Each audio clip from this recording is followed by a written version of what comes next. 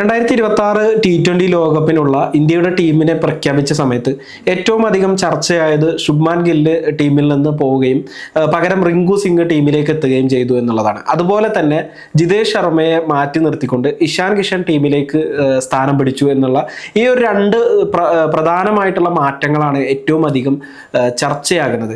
ഇതിൽ ഗില്ലിന്റെ പുറത്താകലിൽ ആർക്കും അങ്ങനെ വലിയ ഈ പറയുന്ന പോലെ സർപ്രൈസ് ഉണ്ടെങ്കിൽ പോലും ആ ഒരു അർത്ഥത്തിൽ ഗില്ലിനെ പുറത്താക്കിയതുമായി ബന്ധപ്പെട്ടിട്ട് അതിനെതിരെ വിമർശനങ്ങളൊന്നും കാര്യമായിട്ട് വരുന്നില്ല. കാരണം ഗില്ലിന്റെ കഴിഞ്ഞ കുറച്ച് നാളുകളായിട്ടുള്ള പ്രകടനം അത്ര കണ്ട് മോശമായിരുന്നു എന്നതുകൊണ്ട് തന്നെയാണ് വലിയ രീതിയിൽ അതിനെതിരെ വിമർശനങ്ങളൊന്നും വരാത്തത്. അതേസമയം ജിതേഷ് ശർമ്മയെ ഇപ്പോൾ ടീമിൽ നിന്ന് മാറ്റിയതുമായി ബന്ധപ്പെട്ടിട്ട് പലതരത്തിലുള്ള ചർച്ചകൾ നടക്കുന്നുണ്ട്. ഇപ്പോൾ സുനിൽ ഗവാസ്കർ ഉൾപ്പെടെയുള്ള മുൻ താരങ്ങളെല്ലാവരും ജിതേഷിനെ മാറ്റിയതുമായി ബന്ധപ്പെട്ടിട്ട് ജിതേഷിന്റെ കാര്യത്തിൽ സംഭവിച്ചത്, അതായത് ജിതേഷ് ടീമിൽ സ്ഥാനം അർഹിച്ചിരുന്നു എന്ന അർത്ഥത്തിൽ പലരും അഭിപ്രായ പ്രകടനങ്ങൾ നടത്തുന്നുണ്ട്. യഥാർത്ഥത്തിൽ ജിതേഷിന്റെ കരിയർ നമുക്കറിയാം, വളരെ കുറച്ച് മത്സരങ്ങളാണ് ജിതേഷിന് അവസരം അന്താരാഷ്ട്ര T20 ലഭിച്ചിട്ടുള്ളത്. മാത്രമല്ല സഞ്ജു സാംസൺ ഇന്ത്യയുടെ ഓപ്പണിംഗിലേക്ക് വരികയും സഞ്ജു സാംസൺ ടീമിലെ സ്ഥാനം ഉറപ്പിക്കുകയും ചെയ്തപ്പോൾ മറ്റൊരു വിക്കറ്റ് കീപ്പറെ കുറിച്ച് ഇന്ത്യൻ ടീം ആലോചിക്കുന്നുണ്ടായിരുന്നില്ല. പക്ഷേ ഗില്ലിനെ ടീമിലേക്ക് എത്തിച്ചതോട് കൂടിയിട്ട് ജിതേഷിന് ടീമിലേക്ക് എത്താനുള്ള ഒരു സാഹചര്യം ഒരുങ്ങുകയും അതുപോലെ തന്നെ കുറച്ച് മത്സരങ്ങൾക്കുള്ളിൽ ശുഭ്മാൻ ഗില്ല് ഓപ്പണിംഗ് പൊസിഷൻ എടുത്തതോട് കൂടിയിട്ട് ഇന്ത്യയുടെ മധ്യനിരയിൽ ജിതേഷ് ഒരു മികച്ച സാന്നിധ്യമായിട്ട് മാറുകയും ചെയ്തു. ആദ്യം മത്സരങ്ങളിലെല്ലാം സഞ്ജുവിനാണ് അവസരങ്ങൾ ലഭിച്ചിരുന്നതെങ്കിലും പിന്നീട് പതുക്കെ ഓസ്ട്രേലിയൻ പര്യടനത്തിനിടെ ജിതേഷിന് അവസരം നൽകുകയും ജിതേഷ് തരക്കടില്ലാത്ത രീതിയിൽ പെർഫോമൻസ് കാഴ്ചവെക്കുകയും ചെയ്തതോട് കൂടിയിട്ട് ജിതേഷ് മധ്യനിരയിൽ ഇന്ത്യയുടെ ഒരു ഫസ്റ്റ് ചോയ്സ് വിക്കറ്റ് കീപ്പർ ആയിട്ട് മാറുന്ന ഒരു സാഹചര്യം ഉണ്ടായി. ഇപ്പൊ ദക്ഷിണാഫ്രിക്കക്കെതിരെയുള്ള ടീമിനെ ഇന്ത്യ പ്രഖ്യാപിച്ച സമയത്ത് പോലും സഞ്ജു സാംസൺ അതുപോലെ തന്നെ ജിതേഷ് ടീമിലുള്ള സമയത്ത് ജിതേഷിനെയാണ് ഫസ്റ്റ് ചോയ്സ് വിക്കറ്റ് കീപ്പറായിട്ട് എല്ലാവരും പരിഗണിച്ചത്. മാത്രമല്ല ഹാർദിക് പാണ്ഡ്യ, ശിവൻ ദുബെ, അക്സർ പട്ടേൽ ഇവരൊക്കെ കൂടെ ഒരു മികച്ച ഫിനിഷർ എന്ന രീതിയിൽ അല്ലെങ്കിൽ ഇന്ത്യൻ ടീമിന്റെ ഒരു ഫിനിഷർ എന്ന രീതിയിൽ പേരെടുക്കാനും ജിതേഷിന് കഴിഞ്ഞിട്ടുണ്ട്. പക്ഷെ നിലവിൽ ജിതേഷിന്റെ ഏറ്റവും ഒരു മോശം പ്രകടനം നടത്തിയിട്ടല്ല ജിതേഷ് ടീമിൽ നിന്ന് പുറത്തു പോകുന്നത് എന്നാണ് വിമർശനങ്ങൾ ഉയരുന്നത്. നമുക്കാദ്യം ജിതേഷിന്റെ പെർഫോമൻസ് നോക്കാം. 142 T20 മത്സരങ്ങൾ കളിച്ചതിൽ 3163 റൺസ് ജിതേഷ് നേടിയിട്ടുണ്ട്. 150-ലധികമുള്ള സ്ട്രൈക്ക് റേറ്റും ജിതേഷിനുണ്ട്. ഇപ്പോൾ IPL പെർഫോമൻസ് നോക്കുകയാണെങ്കിൽ 47 മത്സരങ്ങളിൽ 991 റൺസ് ജിതേഷ് നേടിയിട്ടുണ്ട്. 157 സ്ട്രൈക്ക് റേറ്റ് ഉണ്ട്. അന്താരാഷ്ട്ര T20 പോലും ജിതേഷിന് 150-ന് മുകളിലുള്ള സ്ട്രൈക്ക് റേറ്റ് ഉണ്ട്. അപ്പോൾ ഈ ഒരു അർത്ഥത്തിൽ നോക്കുന്ന സമയത്ത് ജിതേഷിനെ സംബന്ധിച്ച് ഇപ്പോൾ നോക്കുകയാണെങ്കിൽ ജിതേഷിന്റെ ഏറ്റവും മികച്ച ഒരു പെർഫോമൻസ് ഇപ്പൊ കഴിഞ്ഞ IPL വന്നത്. 11 മത്സരങ്ങളിൽ നിന്ന് 261 റൺസാണ് ജിതേഷ് നേടിയത്. 85 ഹൈസ്കോർ. അതുപോലെ തന്നെ 176 എന്ന് പറയുന്ന ഒരു മികച്ച സ്ട്രൈക്ക് റേറ്റും ജിതേഷിനുണ്ട്.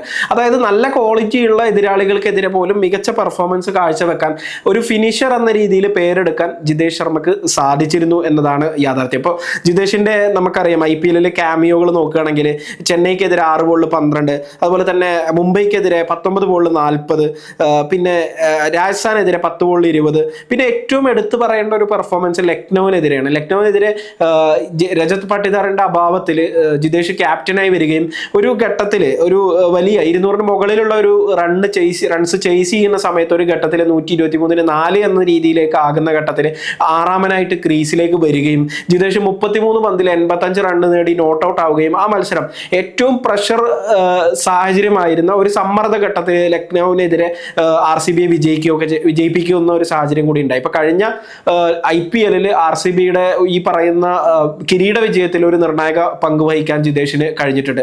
ആ പെർഫോമൻസിന് ശേഷമാണ് ജിതേഷിനെ T20 ടീമിലേക്ക് പരിഗണിക്കണം, T20 ടീമിൽ സ്ഥാനം കൊടുക്കണം എന്ന രീതിയിലുള്ള ചർച്ചകളും നടക്കുന്നത്. അത് ഇപ്പൊ ജിതേഷ് വരുന്നതോടുകൂടി ഒറ്റയടിക്ക് സഞ്ജുവിനെ ടീമിൽ നിന്ന് മാറ്റാതെ പതുക്കെ സഞ്ജുവിനെ മധ്യനിരയിൽ പല സ്ഥലത്ത് തട്ടിക്കളിക്കുകയും ലാസ്റ്റ് സഞ്ജുവിന് പെർഫോമൻസ് അവിടെ കാഴ്ചവെക്കാൻ കഴിയുന്നില്ല എന്നൊരു ഘട്ടം വരുന്ന സമയത്ത് ജിതേഷിന് അവസരം കൊടുക്കുകയും മാത്രമല്ല ദക്ഷിണാഫ്രിക്കക്കെതിരെയുള്ള പരമ്പര വരുമ്പോഴേക്കും ജിതേഷ് ഫസ്റ്റ് ചോയ്സ് വിക്കറ്റ് കീപ്പറായിട്ട് മാറുകയും ചെയ്തിട്ടുണ്ട്. വിക്കറ്റിന് പിന്നിൽ നല്ല പെർഫോമൻസ് കാഴ്ചവെക്കുന്നുണ്ട്. അതുപോലെ തന്നെ നല്ല സ്ട്രൈക്ക് റേറ്റിൽ ഒരു ഫിനിഷർ എന്താണോ ചെയ്യേണ്ടത് ആ ഒരു സ്ട്രൈക്ക് റേറ്റിൽ ജിതേഷിന് കളിക്കാൻ കഴിയുന്നുണ്ട്. പക്ഷെ എന്നിട്ടും ജിതേഷ് എങ്ങനെ പുറത്തായി എന്നുള്ളതാണ്.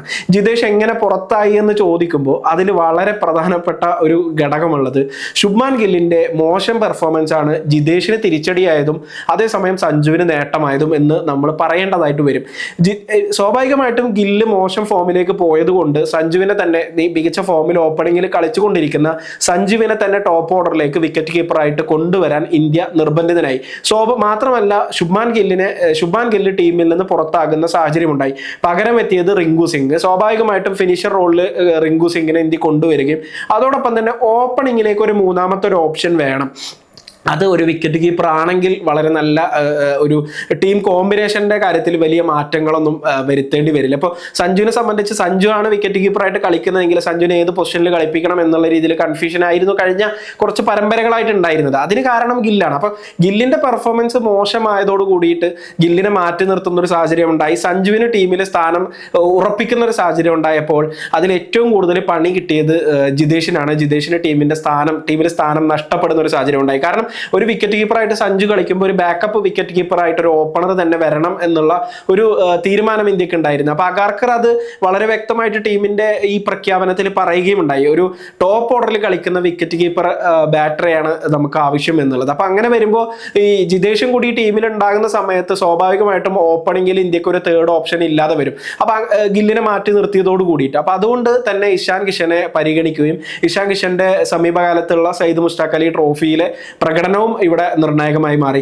ചുരുക്കി പറഞ്ഞു കഴിഞ്ഞാൽ ജിതേഷിനെ സംബന്ധിച്ച് തന്റെ കരിയറിന്റെ ഏറ്റവും മികച്ച ഒരു സാഹചര്യത്തിൽ, അന്താരാഷ്ട്ര കരിയറിന്റെ ഒരു മികച്ച സാഹചര്യത്തിലൂടെ കടന്നു പോകുന്ന സമയത്ത് തിരിച്ചടിയായത് ഗില്ലിന്റെ മോശം ഫോമും അതോടൊപ്പം ഗില്ലിന്റെ മോശം ഫോം കാരണം ഇന്ത്യയുടെ ടീം കോമ്പിനേഷനിൽ വരുത്തേണ്ടി വന്നിട്ടുള്ള ഇപ്പോഴത്തെ ഒരു നിർണായകമായ മാറ്റവുമാണ് ജിതേഷിന് തിരിച്ചടിയായത്. ഒരു കാരണവശാലും ജിതേഷിന്റെ പെർഫോമൻസ് മോശമായത് കൊണ്ടല്ല ജിതേഷിന് പുറത്തേക്ക് പോകേണ്ടി വന്നത് എന്നത് വളരെ ശ്രദ്ധേയമായ കാര്യമാണ്. അത് തന്നെയാണ് നമ്മൾ മനസ്സിലാക്കേണ്ടത്. ചുരുക്കി പറഞ്ഞു കഴിഞ്ഞാൽ ഗില്ലിന്റെ മോശം പെർഫോമൻസ് സഞ്ജുവിന് നേട്ടമായപ്പോൾ ജിതേഷിന് അത് തിരിച്ചടിയായിട്ട് മാറുകയാണ് ചെയ്തത്. എന്തായാലും മറ്റൊരു വിഷയവുമായിട്ട് നമുക്ക് വീണ്ടും കാണാം.